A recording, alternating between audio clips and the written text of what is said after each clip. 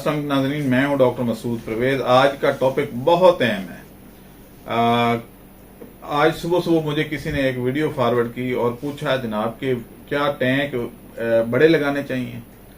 तो जो एक साहब थे जो कि नाम निहाद डॉक्टर थे और वो कह रहे थे जी कि बड़े टैंक लगाने चाहिए, इसमें 1 लाख लीटर के लगा लें, 2 लाख लीटर के लगाएं, आपकी बचत होगी, ये होगा वो होगा।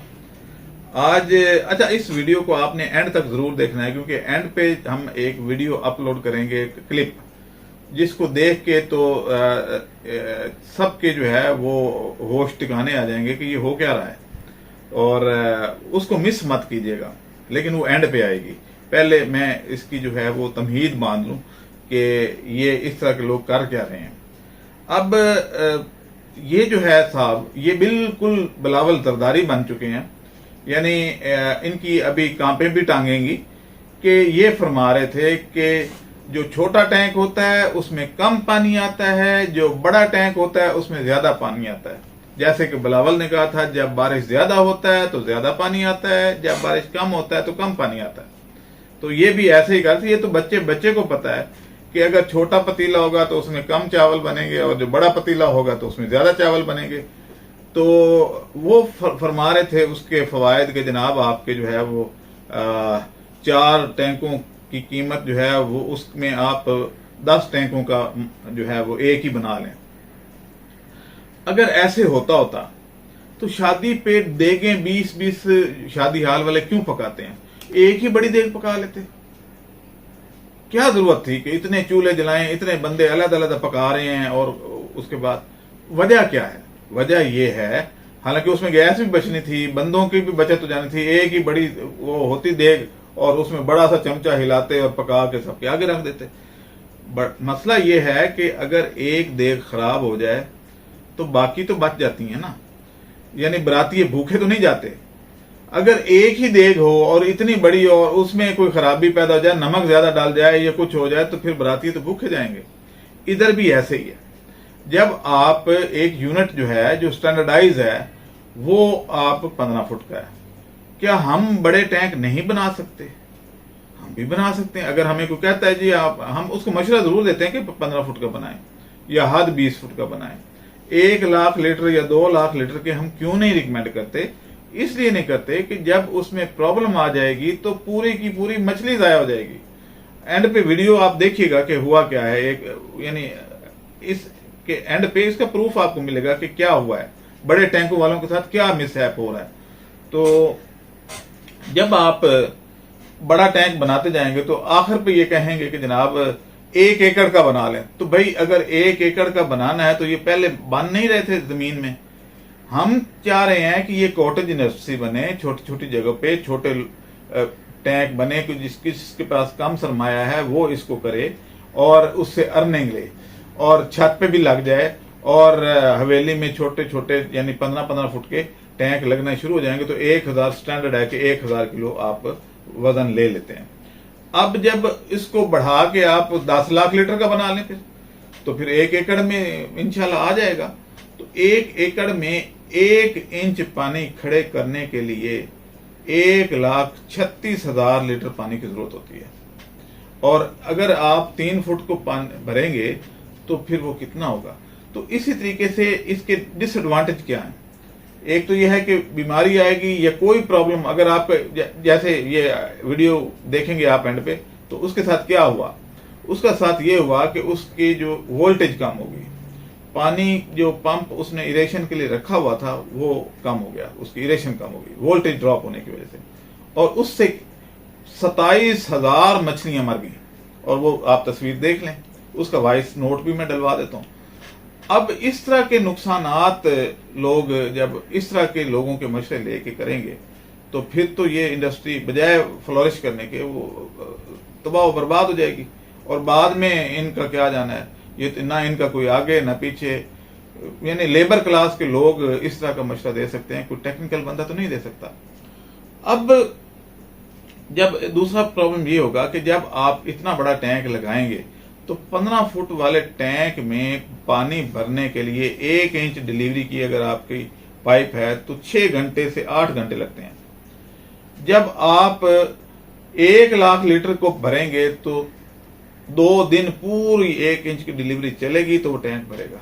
तो क्या अगर प्रॉब्लम में मछली जो आई हुई होगी वो 2 दिन इसका इंतजार करेगी कि पानी इसमें सारा भर ले तो मैं ठीक हूं, वो मर जाएगी। जैसे कि इन साहब के साथ हुआ, जो 27,000 मछलियां मार के तो बैठे हैं कि जी, अब वो उनको गालियां दे रहे हैं कि जनाब मेरे साथ ये हुआ, तो इसने कहा था जी बचत बड़ी है, तो ये बचत नहीं है, उल्टा नुकसान हो जाता है और जमा पूंजी सारी जाया कर बैठे हैं। अब अगर आपने 1 लाख लीटर वाला टैंक आपने लगाया है तो आपको ट्यूबवेल चाहिए, फिर तो ट्यूबवेल पे इंशाल्लाह आपका जब लगाएंगे तो 12 से 14 लाख रुपया लग जाएगा आपका। क्यों, अगर कोई प्रॉब्लम आती है, पानी ड्रेन करना पड़ता है, तो क्या ये पानी जो है वो कोई 2-4 घंटे में ड्रेन कोई कर सकता है? ये होगा ही नहीं। तो फिर क्यों छोटे लोग छोटों पे क्यों आ रहे हैं? यानी ये इंडस्ट्री जो बायोफ्लाक की इंडस्ट्री है तरक्की इसीलिए कर रही है कि इसका साइज हमने छोटा करके तो एक आम आदमी के, यानी अगर पहले आप देखें कि बजाय इसके कि एक बहुत बड़ी गाड़ी हुआ करती थी, उसको लोग स्मार्ट कर रहे हैं। दुनिया स्मार्ट की तरफ जा रही है, ना कि बिग स्ट्रक्चर की तरफ जा रही है। तो अब ये है कि ये कह रहे हैं जी बड़ा बनाते जाएं, बनाते चलें, हम बड़ा बना देते हैं। हम कहते हैं जी कि हम 1 एकड़ में बना देते हैं। तो भाई अगर 1 एकड़ में बनाना है तो फिर तुम्हारी क्या जरूरत है? वो तो पहले ही बन रहे हैं, वो तो सदियों से बन रहे थे। दूसरा ये है कि अगर आपने इतना बड़ा टैंक बनाना है तो गवर्नमेंट फ्री जगह दे रही है आपको डैमों में, आप उसमें केज में डालें मछली, ना खुराक की जरूरत, ना पानी चेंज करने की जरूरत, ना कुछ और की जरूरत। क्योंकि ये जो इतना बड़ा टैंक है ये भी एक कनाल में ही बनेगा, क्योंकि एक कनाल का फ्रंट जो है वो 50 फुट का होता है, तो यानी 2-3 कनाल की वो जरूरत होगी। तो उस सूरत में आप ये बताएं कि इतनी जगह क्या शहरों में या दाएं बाएं अवेलेबल है? और अगर फर्क करें एक सुराख हो जाता है तार में, तो उसको पंक्चर लगाने के लिए पूरा टैंक खाली करने पे कितनी बिजली के एक्सपेंस आएंगे, कितना कुछ होगा।